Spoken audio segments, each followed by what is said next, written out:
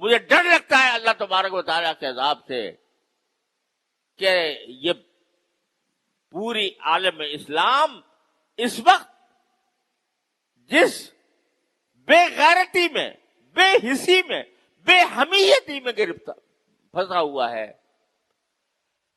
کہیں اللہ تعالیٰ کو ناراض کر کے یہ پورے عالم اسلام کے لیے تباہی کا پیش خیمہ نہ ہو۔ رمضان کا مہینہ مواسات کا مہینہ پہلا، تم اپنے گھر چھوڑ اڑا رہے ہو، تم افطار کی دعوتیں کر رہے ہو، تم لوگوں کو کے لیے کھانے تیار کر رہے ہو، ہنسی اڑا رہے ہو، عیاشیاں کر رہے ہو، اور تمہارے بھائی، تمہاری بہنیں، تمہارے بچے، تمہاری اولاد ذبح ہو رہی ہے، تاریخ کے بدترین طریقے پر ذبح ہو رہی ہے۔ 30,000 سے زیادہ بچے، عورتیں، مرد بے گناہ شہید کیے جا چکے ہیں۔ تمہارے کانوں پر جو نہیں رنگتی اور کہتے ہو ہم رمضان منا رہے ہیں، ہم رمضان کا استقبال کر رہے ہیں۔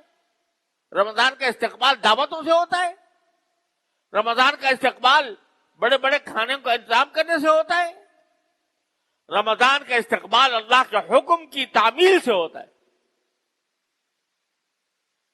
کیا کیا تم نے اس رمضان کے اندر اپنے فلسطینی بھائیوں بہنوں کے لیے؟ کسی نے، ہر شخص اپنے منہ میں ڈال، اپنے گریبان میں منہ ڈال کر سوچے کیا کیا اس نے؟ ان کی مدد کے لیے کوئی ایک پیسہ تم نے خرچ کیا؟ ان کے لیے رات کو اٹھ کر اپنے بارگاہ الہی میں کوئی دعا کی؟ یہ تو کم از کم تمہارے اختیار میں تھا۔ اے عام مسلمان، تیرے ہاتھ میں حکومت نہیں تھی، تیرے ہاتھ میں فوج نہیں تھی، تیرے ہاتھ میں طاقت نہیں تھی، لیکن تو اللہ سے تو مانگ سکتا تھا۔ تو اپنے جتنے کے تیری جیب میں پیسے تھے وہ کم از کم لا کر وہ کسی طرح بھجوانے کی کوشش کر سکتا تھا، جبکہ راستے کھلے ہوئے ہیں۔ تو نے تو یہ نہیں کیا۔ اور تیرے حکمران، انہوں نے تو اپنے گلے میں پہلے ہی غلامی کا پٹا ڈالا ہوا ہے۔ تو نے کبھی ان سے بھی یہ کہنے کی جرات نہ کی کہ ہم غلام رہنا نہیں چاہتے، اور ان کو متوجہ کرتے کہ تم یہ فلسطین کے بارے میں کیا کر رہے ہو۔ تو یہ بس یہ مزے اڑا لینا کہ بھئی رمضان کا مہینہ ہے، اس میں رحمتیں آ رہی ہیں، اس میں مغفرتیں آ رہی ہیں، اس میں افطار کرانے کا ثواب مل رہا ہے، اس میں فلاں کاموں کا ثواب مل رہا ہے۔ ارے ڈرو اس بات سے کہ کہیں اللہ تعالیٰ کا عذاب نہ آ جائے ہمارے اوپر، جس بے حسی اور بے غیرتی کا ہم اس رمضان کے اندر مظاہرہ کر رہے ہیں اپنے فلسطینی بھائیوں کے خلاف۔ تو میرے بھائیوں، حکمرانوں کا جو کام تھا وہ اپنی سیاستوں میں، اپنی کرسیوں میں، اپنے مسائل میں، وہ ان کا سارا سوچ فکر کا محور وہ اپنی سیاست ہے۔ ان کو پتہ نہیں، پتہ ہونے کے باوجود جو نہیں رینگ رہی ان کے اوپر۔ تو آخر عوام ہی ہوتے تھے جو اپنی حکومتوں کو آمادہ کرتے ہیں، عوام ہی کھڑے ہوتے ہیں، اپنی حکومتوں سے مطالبہ کرتے ہیں کہ بھئی تم یہ کام کیوں نہیں کرتے؟ ذرا مہنگائی ہو جائے تو لوگ سڑکوں پہ آ جاتے ہیں، احتجاج کرتے ہیں، نعرے لگاتے ہیں، اور اتنا بڑا ظلم ہو رہا ہے۔ مسجد اقصی پکار رہی ہے کہ ہے کون میرا رکھوالا، اور ہمارے کانوں پر جوں نہیں رنگتی۔ ہم یہ بات اپنے حکمرانوں تک نہیں پہنچا رہے۔ ڈر لگتا ہے اللہ تعالیٰ کی عذاب سے۔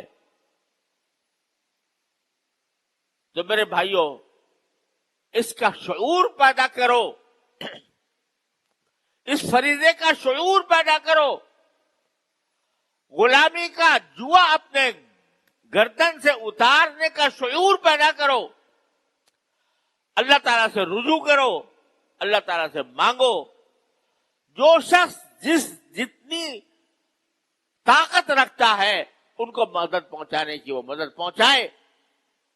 جو شخص جتنی طاقت رکھتا ہے حکمرانوں کو متوجہ کرنے کی وہ اپنی طاقت کو استعمال کرے. ورنہ آخرت کے اندر یاد رکھو جب یہ 30,000 شہیدوں کا خون کا حساب لیا جائے گا تو حساب دینے والوں میں ہم بھی شامل ہوں گے. تم نے ان کے لیے کیا کیا تھا؟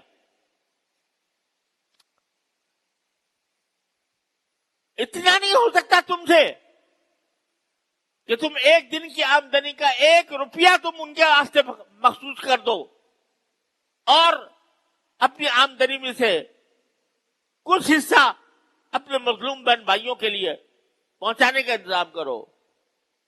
یہ بھی اگر نہیں ہو سکتا، اگر یہ بھی نہیں ہو سکتا تو مسلمان کہلانا چھوڑ دو اپنے آپ کو. اگر اتنی غیرت تمہارے اندر موجود نہیں ہے تو یہ اللہ تبارک و تعالیٰ کے کرم کا مہینہ ہے. اگر اب تک غلطی کوتاہی ہوئی ہے معافی مانگے، توبہ کرے اللہ تبارک و تعالیٰ کی بارگاہ میں اور آئندہ کے لیے عزم کرے ان باتوں کا جو میں کہہ رہا ہوں. اللہ تعالیٰ اپنے فضل و کرم سے رحمت سے ہم سب کو صحیح فہم عطا فرمائے اور اس کے مطابق صحیح طریقے کے مطابق عمل کی توفیق عطا فرمائے. وآخر دعوانا